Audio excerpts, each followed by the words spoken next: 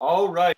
Joining me for his, I believe, fourth appearance on the pod is Joe Reynolds, former candidate for the U.S. Senate in South Carolina. Joe, welcome to the show. Well, longtime listener. I'm very impressed, and I'm honored to be a fourth-time guest on the Jonathan Reutenberg show.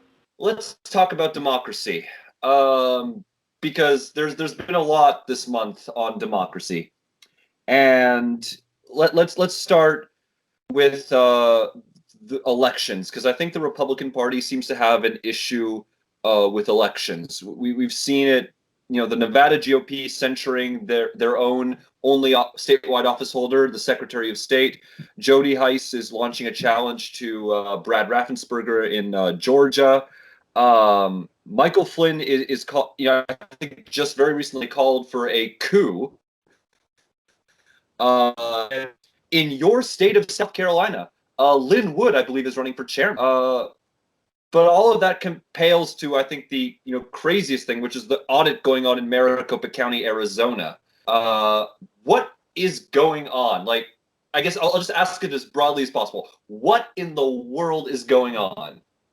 Well, I think it started with a president who refused to concede, and by doing so, he instilled a lot of disbelief in his followers who worship him, that the election was fraudulent, and there were illegal immigrants voting. There were Democrats, using voting machines. And once you have the president of the United States put these kind of things out in the atmosphere, then it bubbles along and takes on a life of its own. Unfortunately for the Republican Party, you know, uh, I I hear people like Jonah Goldberg say that we need stronger parties, and that might have been the case about 15, 20 years ago when a stronger Republican Party or Democratic Party could essentially say you're not allowed to be a candidate. We don't want you as a candidate. We're going to refuse to sponsor your run, and we're going to make sure you're not a candidate. Unfortunately, those smoke-filled rooms now are populated by the people who have taken over all these state and county GOP uh, um, um, contests, and they've essentially come through in these local races to take over the Republican Party. So even if you're a reasonable, rational Republican, you're the one that's pushed out now. You look at a congressman like Tom Rice in South Carolina who voted for Trump's impeachment, who voted for the commission. He's going to get a Trumpy challenger, and Liz Cheney in Wyoming, who nobody can say is not a conservative, and she's got a long record of being interventionist in foreign affairs, and apparently that isn't where the Republican Party is anymore. The Republican Party has been captured by Trump, but not necessarily Trump's entire fault. It's been captured by the base. So the normal people are afraid that they can't get reelected. So you have them doing abnormal things like voting down this bipartisan commission because they're afraid of the base. And now they'll tell you behind the scenes, listen, if I'm not there, then you're going to get somebody else like Marjorie Taylor Greene. Now, so I don't know what's going to happen, Jonathan. I'm a little scared because, we've seen this happen from 2015. It goes to the craziest guy in the room, which is Trump, and now we got crazier people in the room. We got General Flynn, we got Marjorie Taylor Greene, we have Matt Gaetz, we have a number of Lynn Wood, a number of people out there who are even crazier, and it seems like that's what the base wants. Now, the base may only be 20% of the Republican Party, but if they're the ones that control the party boards and the elections, um, they're going to try to make sure that these crazy candidates get elected. Now, these crazy candidates, like the Jody Heiss you see running against Raffensperger, their obvious um, claim is that they're going to overturn any elections that they don't like. That seems to be the case we're heading toward now. Also, a discouraging element of the whole, January 6th thing is that you're starting to see the horror everybody had on January 6th, including Republicans, Democrats, everybody across the nation, now turning as people like your Congressman Clyde say that it was just tourists walking into the Capitol. So it's dangerous, and we're just watching it self-destruct, but it could hurt the country badly. Yeah, and people I think on the left, make fun of Biden because he wants Republicans to be in a good state, and I actually he recognizes Republicans are not going anywhere. They're going to be a strong party in the United States. You want the Republicans, if you're a Democrat, I think you would want the Republicans to be the best party that they can possibly be, because it would be dangerous for America otherwise. I think that we're seeing some of these measures that are being passed in Texas, and or that what was defeated in Texas, I think, just last, and in but in other states that in some ways sort of changing the rules that in some ways making it easier to vote, but in other ways making it harder. Like the Georgia bill, I think, gets caught up. I think it's some of the rhetoric, but I think that there's smaller things like in sort of areas that are more democratic, having fewer polling places. Like it's sort of the micro things like that is trying to rig the game in your favor by sort of. But do you understand what I'm talking about? I absolutely understand what you're talking about. I went to South Africa when I was a young man, 1988 or so, and you know, it wasn't the oppression from the top to the bottom. It was the layers and layers of nuisance, of problems with the black people, that you couldn't do this small thing, and then you couldn't do this other small thing, and you couldn't rent a car, or you couldn't, all these little tiny things add up after a while. And I think that's what you're seeing in some of these states. I hate, some people go right to the Hitler analogy in 1933, but I think what you're seeing is more an apartheid type environment where Republicans add these little layers of inconvenience to, mostly black areas or Democratic areas, and then when they see that that's successful, and then the Democrats or the African Americans try to circumvent that some way, then they add another layer, as you've seen with the citizen petitions. As soon as the Democrats or the progressives see a way around Republican legislatures by appealing directly to the people, now you see the Republican legislatures and the Republican Supreme Courts pushing back on that. I don't want to seem like this, hair on fire progressive, but there's certainly, in my mind, in my eye, I can see these little layers. They seem like not much at the beginning.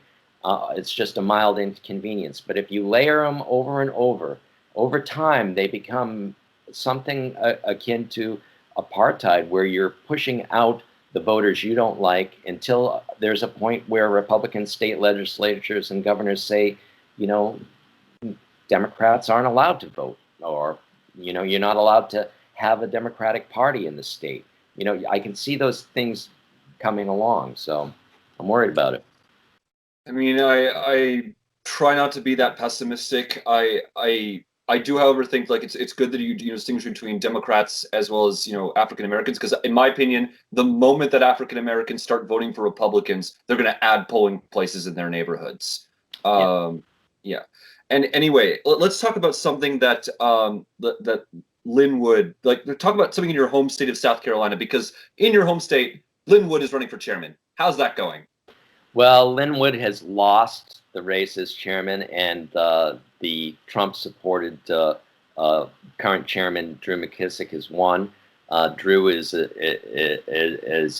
good old boy and as Trumpy as you can get. I think one commentator said if you imagined a South Carolina Republican Party chairman, it would be Drew McKissick. He's kind kind of roly-poly, good old boy atmosphere, and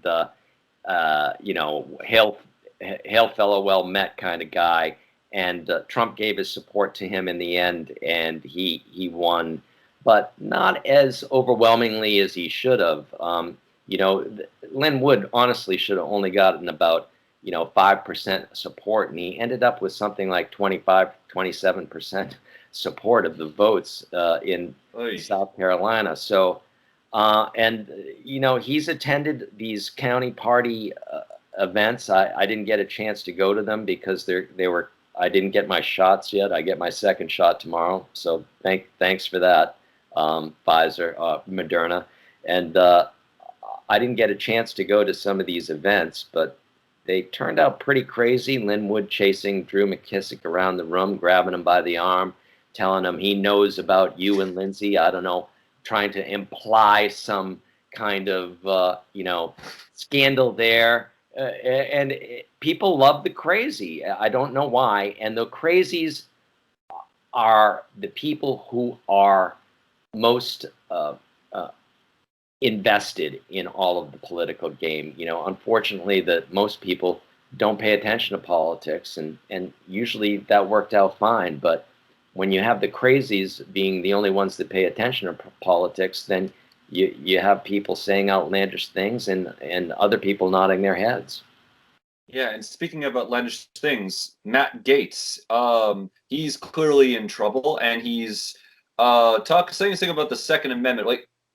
I forget exactly what the quote was, but he said, the thing I remember was that he was talking about big tech and saying, big tech is not going to silence us. We have a Second Amendment for a reason. Let's use it. I have no idea what he meant by that, but I fear that I do. His implication, obviously, is that the Second Amendment is there to overthrow the government that you don't like. And, his implication is also that Republicans are the ones who own the most guns and that they should get up and use those guns. And I think we've seen those guns used in the last year with people marching around the Michigan legislature armed. And I can only think to myself sometimes that the separation between what would happen to a group of armed Muslim men wandering through the halls of the Michigan legislature shouting out that they're for Sharia law, what would have happened to them in those circumstances as opposed to these white tattooed men wandering around the halls with their long guns? It seems to be an injustice and unfair that people are not punished. And it goes back to Reynolds' law. If there's no remedy for the rule being broken, then there's no rule. The behavior is going to continue until there's a penalty. Unfortunately, there's been no penalty. Hopefully, we're starting to see the FBI and some of these January 6th jokers go to jail. But I'm not so sure that somebody like Trump won't come around and say, I'm going to pardon them all. Yeah, this might be a cynical take on me. I think that the solution to this is that Democrats should start buying guns. That's just a cynical person in me talking. That because if that's where really things are heading, then there needs to be a counterweight to that. But I really hope that's not where people are heading to, because it seems like there's been an average of 1.6 mass shootings every day this year. Yeah.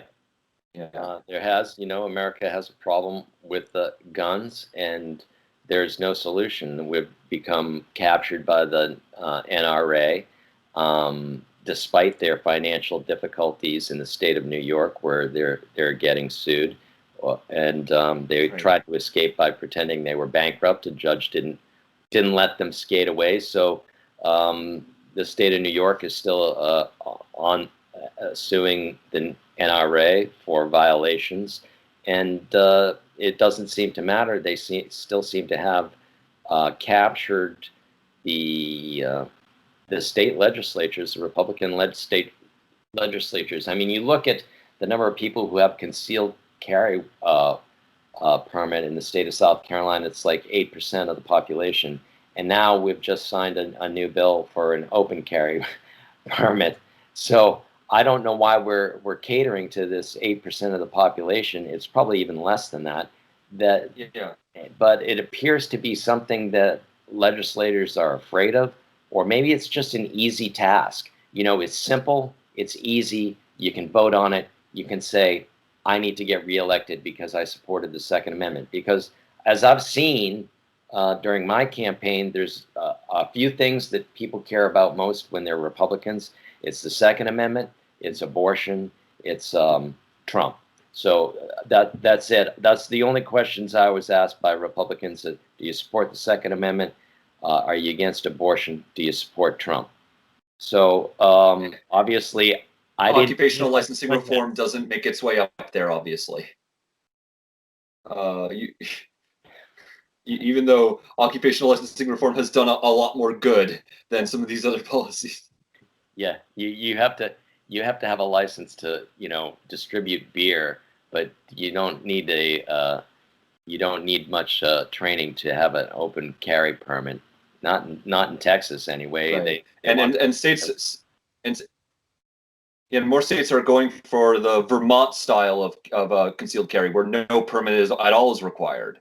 Yeah, a lot of states are doing that. Yeah, I think in South Carolina we still have to have a concealed weapon permit class to be an open permit. I guess constitutional carry is the term used for no permit, nothing, no check, no background check. Anybody who wants a gun gets one. So, obviously, I don't think that's wise. You have people with mental health issues out there who, on the spur of a moment, can get a gun, even though their family members say they're dangerous to society and create havoc. It's a problem nobody seems to want to solve, unfortunately. I mean, Democrats have tried, and a few Republicans, like Senator Toomey in Pennsylvania, but it doesn't seem to get much traction. Yeah, I think the biggest problem is that the federal courts, I think, have taken a more pro Second Amendment turn, and I think that, because they're resistant to public opinion, even if these mass shootings create a swing in public opinion, in favor of restrictions on gun ownership, the courts, don't have to listen to that. They can further loosen them. Well, there are still bans on AR-15 in state of California and some of the northern states. So state legislatures can restrict these weapons, and even Judge Scalia in Heller said that the decision on Heller on the District of Columbia banning all weapons, and it was overturned by the Supreme Court decision. Even Scalia said, this is not to say that you cannot restrict weapons. The state has a duty to restrict weapons in certain areas, especially around schools and important buildings and for public safety. And they can make these restrictions on sales of unusual firearms. That's something that people don't seem to understand, that when they talk to me about the Second Amendment, is they believe that they understand the text. And I say, well, it doesn't really matter what your opinion is or my opinion. It matters what the Supreme Court says. So there may be some more Second Amendment cases coming up. I'm not sure in the Supreme Court, and we'll see what happens. Also, the Supreme Court has a big abortion case coming up this year. So yeah, Bill sure thinks that if the court upholds the Mississippi law, that could energize Democrats for the midterms. Yeah, it's possible, but Democrats are going to be electing progressive Democrats like AOC in very Democrat areas. Those swing states, you have people like Spanberger and people like Slotnick who their swing districts. They may even be slightly Republican districts, and these Democrats have won on their fidelity to Second Amendment and fidelity to being moderate people. Now, when abortion comes up, and it could also light a fire under certain districts to that are more pro-life, and people like Spanberger and Slotnick could be out. So, I'm a sucker for those gals that were in national security, and I greatly admire them. So I'd hate to see them leave Congress. Yeah. Anyway, we'll have to see what the maps look like, and that's another area that ties into the whole democracy thing. Yeah. I think it's no secret that my friends on election Twitter have been lighting up over the fact that Illinois Democrats are going to draw a skewed map for them, whereas on the other side, Florida and Texas Republicans are going to have the sole hand in drawing the maps there, and Texas is gaining 2 seats, Florida is gaining 1, Illinois is losing 1, but are we going to see the gerrymandering situation we saw in the last decade repeat itself?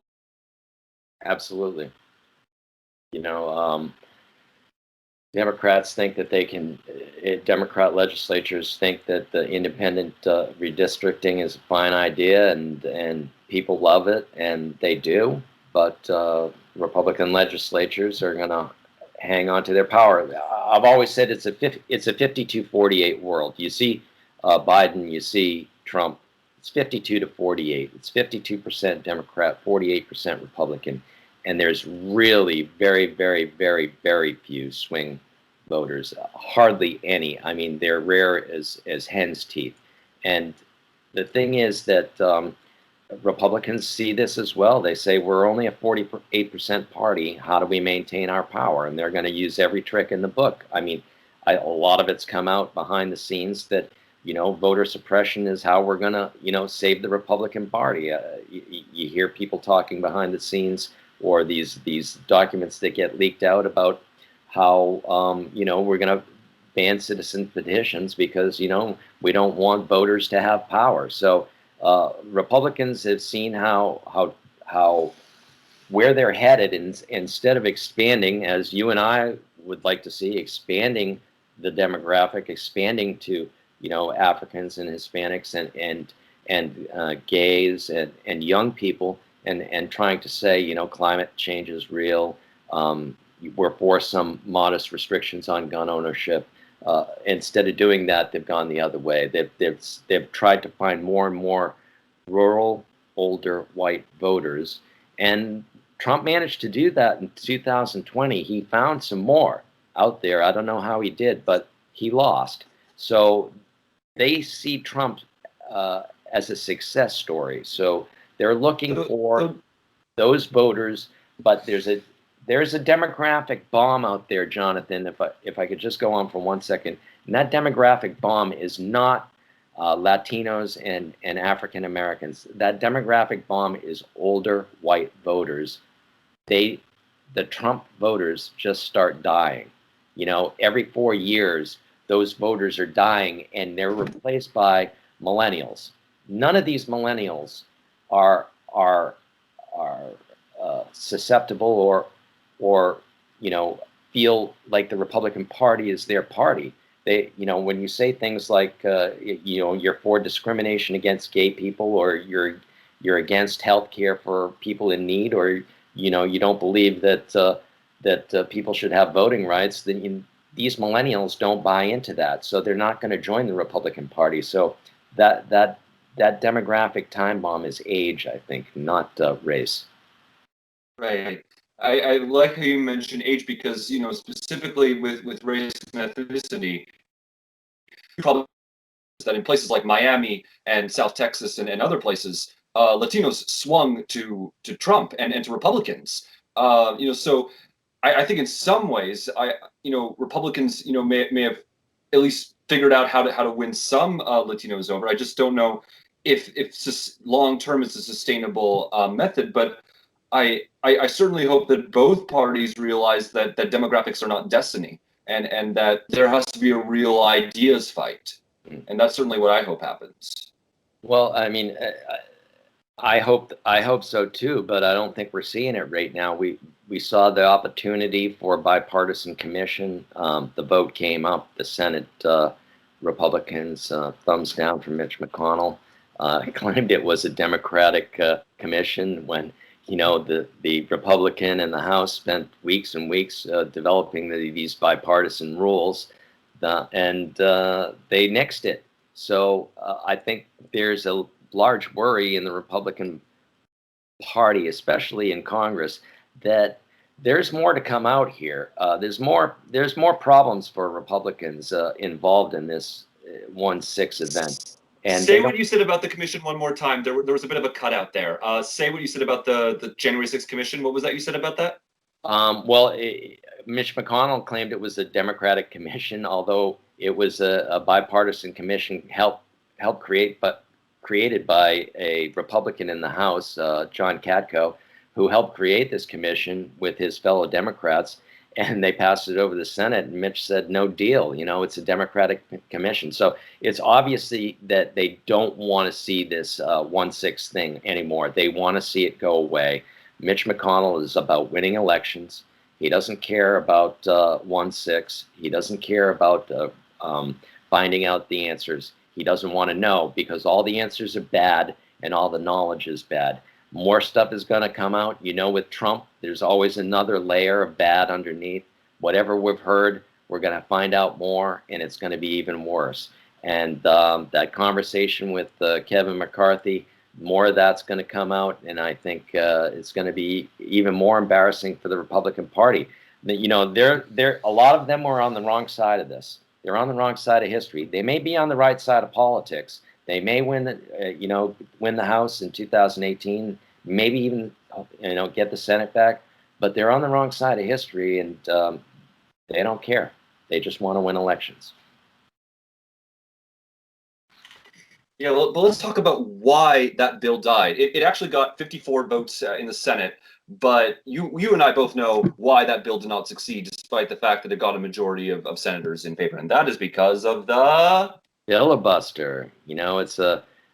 There are filibusters in other countries, but they're a lot different than they are in America. In America, in 1917, they decided to have this thing called the filibuster. It's a legislative trick, I call it. It's just a device used to avoid some other legislative unpleasantry. But over the years, it's become to seem like an icon of America. It's not written in the Constitution. The framers didn't talk about it. It isn't something that has built America. But nowadays, people say it's tyranny of the majority if you don't have a filibuster. Now, I've been pretty consistent, even when the Republicans held, when the Democrats held. I didn't like the filibuster that much. I looked around at other countries around the world. I see they all have majorities created in parliaments, and those majorities go on to help create their laws. And the opposition doesn't have as much say other than using legislative tricks. Not as bad as the filibuster. The filibuster now is just a device where you have to get 60 votes to get anything done, and I don't see that it's helping us. I see that it's hurting us. Listen, if they needed 60 votes to get something, I think more senators would be a lot more honest and careful with their voting if they knew it was only 50 to get something passed. What you have now is the filibuster protects them from actual votes. They say you can't get the bill passed, so my vote really doesn't mean anything. If you had just a bare majority pass bills, then I think senators and congressmen would be a lot more considerate about how they voted and about what it meant. Instead, you have people who didn't even show up on the day because it was easier for them to say, Senator Sinema, well, I was busy doing my nails, or Senator Toomey said, well, I would have voted for it if I was there. It's kind of a way for lazy senators to get away with being lazy. right.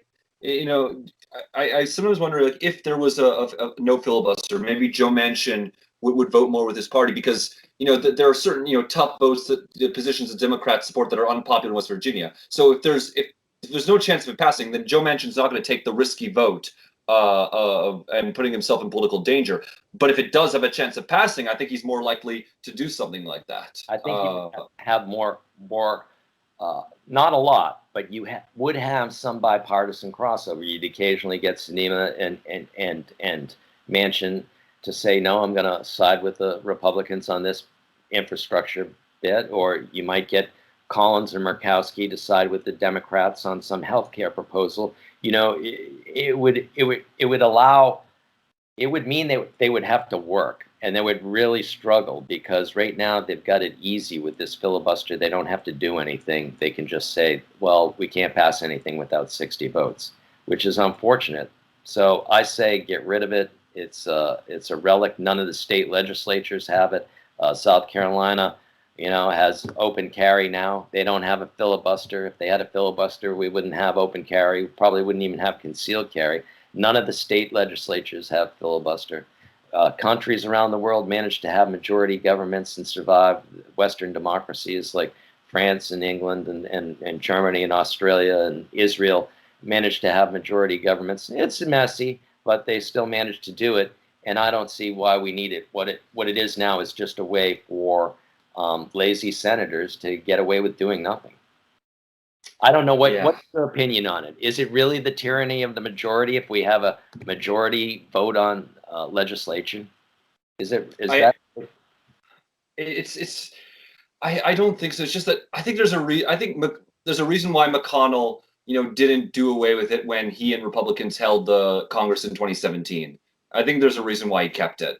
And I think he sort of knew that long term it plays to his advantage if Democrats can't want, even if there's like a few things that Republicans can't get into law themselves. I just think that people say it incentivizes bipartisanship. I think it incentivizes nothing getting done. To be very honest, and I think in that way it's tyranny of the minority, in the sense it's tyranny of nothing. Basically, nothing gets done. If Congress is inherently collaborative, even without the filibuster, because in a parliamentary system, you have a prime minister whose party controls parliament, and they can pass whatever they want. Whereas in something like the United States, inherently, you're going to have times where you have divided government, especially after a midterm election, and that alone should incentivize parties to work together. I think that having a 60 vote threshold, I think, is unnecessary, and I think it does. I think in practice it incentivizes just nothing getting done. Well, when you look at exactly, I agree with you entirely. It's a very good point. And when you look at if McConnell had ditched the filibuster, and what happens without the filibusters, you tend to get factions. You tend to get factions in the Senate who decide on legislation, and then McConnell loses his power. You see, you get a faction like, let's say, Romney, Collins, Murkowski, and maybe a Jeff Flake if he was still there, or you get a faction of hardliner Trumpy guys. So when you have these factions that are determinative, then McConnell loses some of his power. Right now, if it's just a 60 vote threshold, they just all sign on the party line, and they know they don't have to do anything because nothing's going to get accomplished. But you look at parliaments like England, legislation is crafted by the government in power, by the cabinet, but the majority still has factions in that help strip some of the hard parts out of it. So even though the Conservatives hold power in the UK, there are still factions in the Conservative Party that help create legislation or create rules that are more active, and you don't have this filibuster or 60 vote threshold. It means that you never get this crafting, this delicate balance where you're all trying to come to a solution as a majority. Instead you just say nothing can get done. Yeah, I don't know if there's any good solution, because especially the votes to nix the filibuster are not there in the Senate. You have at least 2 Democrats who don't want to do away with it, and in some ways I would argue that Kyrsten Sinema is less open to ditching the filibuster than Joe Manchin is. Yeah, it's possible. I think that Manchin has mentioned that he would entertain possibly a talking filibuster. I mean, if you're going to do it right, you have to have a talking filibuster. Enough of the 60 vote closure rules. You should have, if you put your money where your mouth is, stand up there and read the Dr. Seuss books. Keep talking until you're done talking. You know, in most places, a filibuster is basically the minority, holding the floor, talking and forcing roll call votes on every motion, and just doing that until 5 or 6 in the morning, when in the hopes that the majority gives up and goes home. yes, and that's the way it should be in the Senate. Instead of taking the easy way out, they all flew home. Kirsten Sinema to do her nails, I guess, and Senator Toomey had to get back to Pennsylvania for some important dinner, I suppose, and it just gives them an out. When you don't have a filibuster, you're going to get better legislation, in my opinion. It's not going to be so when you realize that your vote matters way more. Like, for example, the vote that McCain turned down on getting rid of Obamacare and having the skinny repeal. Now, during that vote, it was a 50-50 vote. The majority would win. Senators were a lot more careful about their votes and what they meant in that debate. And then Collins and Murkowski and John McCain put their thumbs down on the down. Then that meant that they had considered it for a long time and realized it wasn't a good idea to just ditch Obamacare with nothing to replace it. Now, when you have those kind of votes, I think you're going to have 2 or 3 on either side. You could have Sinema and Manchin, cross over for certain budget items that they don't like. You could have, Collins or Murkowski cross over once in a while to the Democrats. I think so.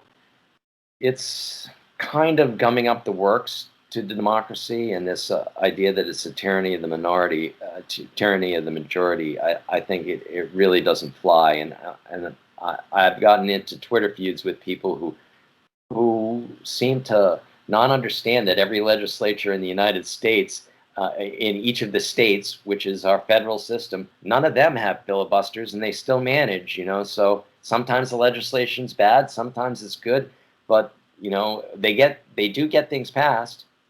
That's not entirely true. There is some sort of there are procedural I think supermajorities in like the Texas Senate. And the past couple elections, the Republicans sort of seeing their majority slip in the state Senate. They sort of lowered that majority every time to match exactly what they have. In Nebraska, I think they actually have on certain votes. Yeah. Yeah, and Nebraska, I think they also have a filibuster there, but they might be the only state that has that. Yeah, well, it's rare, is what I'm saying, and the states are the end. If they're the engine of democracy in the United States, then they don't have this filibuster. Then why should the Senate? A lot of people really feel that it's an American tradition that I'm removing. And it isn't really. It was just a device that was used to get through some business in, I don't know, 1917, and to get the Senate to move forward. Just to do a brief history. So I think in an update in the early 19th century, they actually deleted the ability to motion for closure altogether, basically allowing any senator to just talk without the ability to stop them. Then I think in 1917, it was 2/3 majority to do so. Then and then 1974, I think, is when we made it a 3. The filibuster, as we have come to know it, started that time, where it's just a procedural end to blocking stuff. I think is basic history. But anyway, we could go on and on and on about the filibuster. I know you. We could. This is something we could just talk about for hours. We'll bore everybody. Yeah. What else you got to talk about? Well, let's talk about direct democracy. Right. Because one thing I think that Republicans have been realizing increasingly is that in red states that have ballot initiatives, that has actually been an agent for a number of leftist or progressive policies to be enacted, like a minimum wage increase in Florida this past year. A number of states, red states, have legalized marijuana this way. So what's happened, I think, is that the courts, I think the courts that have had majority of justices that have been appointed by Republican governors, in many of them, have basically been trying to find, procedural quirks to remove issues from the ballot. Like, for example, last year, a medical marijuana measure, did not make it to the November ballot in Nebraska because a common tactic is to say that the description is the summary is misleading. That's, Nebraska would have voted on medical marijuana last year had it not been for that. In Florida, they said the same thing. And basically, egregious what they did last month was particularly egregious. The Attorney General, I think, asked in February of 2020, as signatures were being gathered, saying that this was misleading description, and they waited for more than a year before saying, yeah, it was misleading. And they said it was misleading because it would permit something that was illegal under federal law. So and so they don't have enough time to get the signatures now because they waited so long. And South Dakota, the governor, when they actually passed the measure to legalize marijuana, the governor went to the courts to say single subject, strike that down. The courts have done so. The Supreme Court, I think, is going to rule on that. And in Mississippi, you probably heard this. In Mississippi, they blew up the entire state's initiative process altogether to strike down a medical marijuana statute, basically saying, there has to be a certain number of signatures have to come from each of the 5 congressional districts. Well, there's only 4 congressional districts, so they blew up the entire process. And in doing so, they struck down the state's voter ID law and limits on eminent domain in the process. So what is with the recent turn of Republicans against ballot initiatives? It's all about control. They feel that these Republican legislatures feel like they're in the driving seat and they're in control, and you got this backseat driver, all these kids in the back saying, no, we don't, we want to stop. We want medical marijuana. We want, these citizens petitions where we can get Medicaid expanded. We want all these things that turn out voters like healthcare and marijuana and, other things like letting felons vote, former felons being allowed to vote in Florida. Now, when they lose these controls, they feel that it's a slippery slope.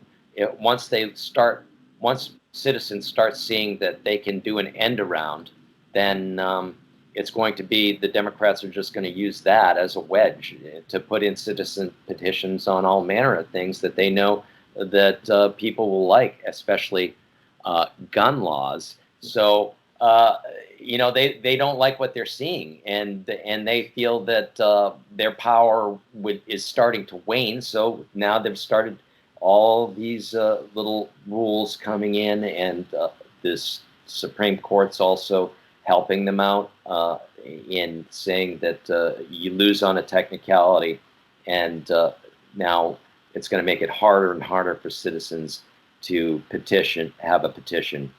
In one state, I don't know if it was Montana, you have to have all the signatures on one sheet of paper, which would be the size of a house or something. So all these little rules intentionally designed to protect their legislative majority and prevent any new ideas from getting across the table and getting signed into law. So I don't like it. In South Carolina, we don't have citizen petitions, unfortunately, but I wish we did. Marijuana would be passed without a doubt. Some restrictions on gun ownership or red flag laws would probably get passed. Medicaid expansion would probably get passed. I believe we're only one of 12 states left, something like that has an expanded Medicaid. Yeah, Missouri, they passed a measure, but the Republicans are just not funding it. So that's being held up. Right.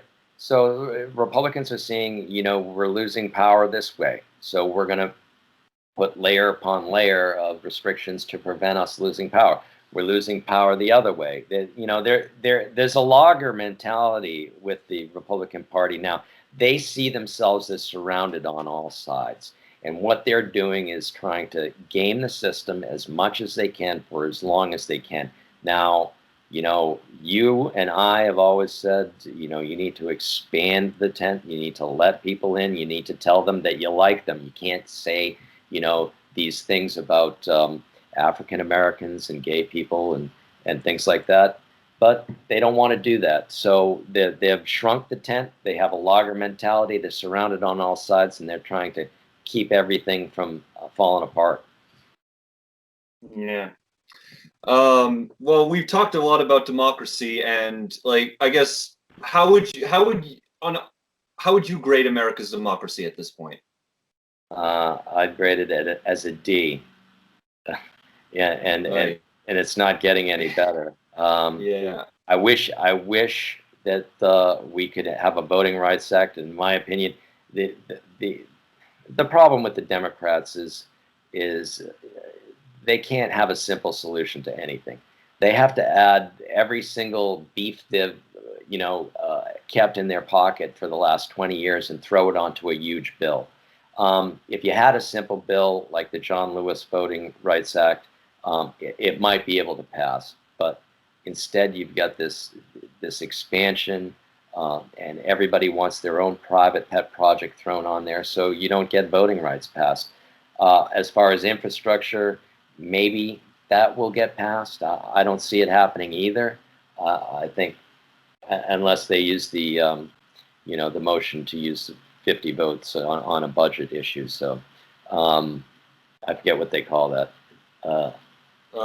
Reconciliation. Reconciliation. I think they can use that on infrastructure. It's a budget issue, so they might use it then. But other than that, McConnell's going back to the Obama playbook, and that's past nothing. And another thing we have to be asking ourselves is, are they really going to let Justice Breyer keep going until 2023? Because if there's a Senate majority of Mitch McConnell in 2023, do you think that he's going to have hearings for any retirement of Justice Breyer?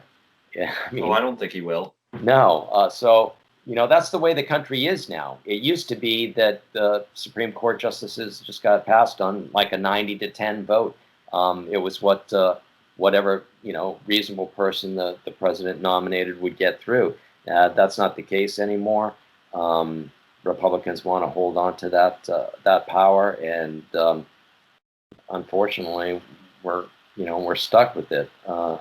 We should have more bipartisanship. I don't see it. I was heartened a little bit by Senator from West Virginia and Mitt Romney working on the infrastructure bill, but I don't think that that's going anywhere, unfortunately. Yeah. At your request, why don't we talk about UFOs? Like we talked about enough about democracy. Why don't we talk about the other worlds? The other worlds. Well, we had this big 60 Minutes report a couple weeks ago on UFOs, and there's a lot of people talking about it on social media now, and people are thinking, are there funny green men out there? Have they been watching us? What's going on? The problem for skeptics like me is that a lot of these reports are from naval aviators who, these are not people that just make stuff up. These are not gullible people. If naval aviators or professional pilots are telling you they've seen things, then you have to believe them. However, there's a lack of physical evidence. I mean, there's some eyewitness testimony, yeah, but there's no pictures really, that other than these grainy pictures, and there's a few radar reports, and I don't really have any hard evidence to show me that they're there. The thing about UFOs is that, I think I spoke to you before about this. In 1300, people believed in trolls under bridges, or leprechauns, or dragons in the sky. And they didn't have this technology that we have today. Now we have this technology today. What do we believe in? We believe in these things that are just beyond our technology, like these flying tic tacs, or anti-gravity machines that can turn on a dime at 17,000 miles an hour. To me, that seems coincidental. Why aren't there dragons in the sky? Why aren't we seeing them? It just seems like something that is cultural, due to, as we advance our technology, we're always thinking about fictions that are just beyond our technology. So until I see an actual flying saucer and have it confirmed, then I'm gonna still be a skeptic, unfortunately. What do you think? I think I sometimes joke like who knows what's out there, but really who knows what's out there? We don't know what's out there. I don't think that we have any evidence to say what is out there. Or so I'm really optimistic about in general humans' ability to travel to other planets. I think in my lifetime we could see humans on Mars. I think that humans traveling to other stars, I think, is going to be after I'm gone. Maybe we could see up close pictures of a Earth-like planet that's up to 4 light years away. But I think that I sometimes wonder, like, it, we is there how why have we been you pointed this out, like, why haven't we been visited before? Why are we just now hearing about them? Like, surely there are civilizations that must be thousands of years ahead of us technologically. Shouldn't we have been the ones who have been visited by this point, like, long ago?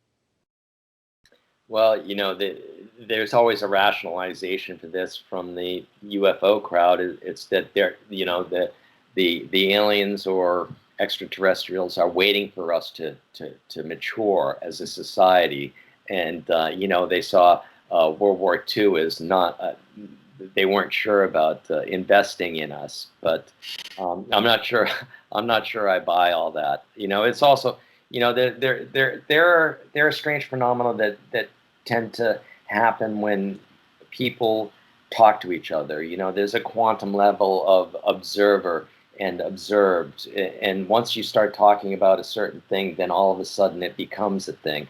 It's also like you may have heard of the Havana syndrome, where the microwaves are supposedly interfering with individuals at the State Department, but there's a certain, like, I don't want to malign these people who are obviously sick, but you have this Salem's witch trial thing where one girl talks to another girl, talks to another girl, and all of a sudden there's a syndrome, and all of a sudden now there's a Havana syndrome, and all of a sudden now that there's a UFO problem. Well, maybe it's because of just our interaction with these events or our watching them, we become more susceptible to these types of things. I don't know. Okay. Last question. We had a conversation about this before doing this, but I have a hot take. You don't think it's a hot take. I think it's a hot take. The Star Spangled Banner sucks, and not politically, I mean musically. It is very hard to sing. I don't think it should take someone with my vocal ability to sing America's national anthem. The average person should be able to sing it. Should we have something like America the Beautiful as America's national anthem, or God Bless America? I'm with you, Jonathan. I think we should get rid of the national anthem, and we should have something easier to sing. That Rocket's Red Glare part is too hard to sing, and but nobody's going to waste their political capital on getting rid of the national anthem. If you manage to get rid of the penny, I'll sign petitions to get rid of the national anthem. Is that a deal? Yes, that's a deal. I think it's as good as the deal we're going to get from this stream. But hopefully the audience enjoys this particular interview. I certainly enjoyed it. Where can people follow you? You can follow me on Twitter. I'm Chief Joe Reynolds, and I'm not on Facebook. I don't do that. Well, I certainly am, because I've got friends. That came out worse than I thought it would. But Joe, thank you so much for coming on. All right. And we'll have you back sometime. All right. Cheers, Jonathan. Yeah, we should. We should. We should have something different because it is a hard song to sing. But this take has been going on for 30, 40 years. People have been talking about how hard the national anthem is and why can't we have something simpler like God Bless America or America the Beautiful. Joseph, It's like getting rid Joe, of, please just start over a second. It's cut out. It's cut out. Just well, start again, please. the Star Start again, Spangled please. Banner is difficult to sing, and especially that Rocket's Red Glare part. You know, you have to change key there and get into a higher level. It's hard to sing, but this is an old take. You're cottoned onto something that people were talking about 40 years ago, like the penny. You know, are we saving the penny or getting rid of it? Yeah, let's get rid of the penny. Let's get rid of the national anthem and or the Star Spangled Banner and get something new. But it's never going to happen, is it? People are stubborn and they don't want to waste their political capital on getting rid of the penny because there's some nuts out there who love the penny and they're not going to vote for you. Well, who cares, right? And somebody doesn't like the national anthem. I'm not turning it on. You know, politicians are afraid of voters. They don't want to, you know, rock the boat and say we should get rid of the national anthem. So, unfortunately, your take is about 40 years late. There are a lot of people that agree with you, and I agree with you too. Let's get rid of it. But you know, I tell you what, when you get rid of the penny, I'll get rid of the national anthem. Joe, I hate to tell you What this. We you gotta do? try that. Were We you gotta for? try that one. Joey, I hate to tell you this. We gotta try this one more time. It was lagging a lot. Oh, So you want to try that answer one more time? I'm ready to get rid of the national anthem. If you're ready to get rid of the penny, Jonathan, I know it's a hard song to sing. Let's get America the Beautiful in there, or God Bless America.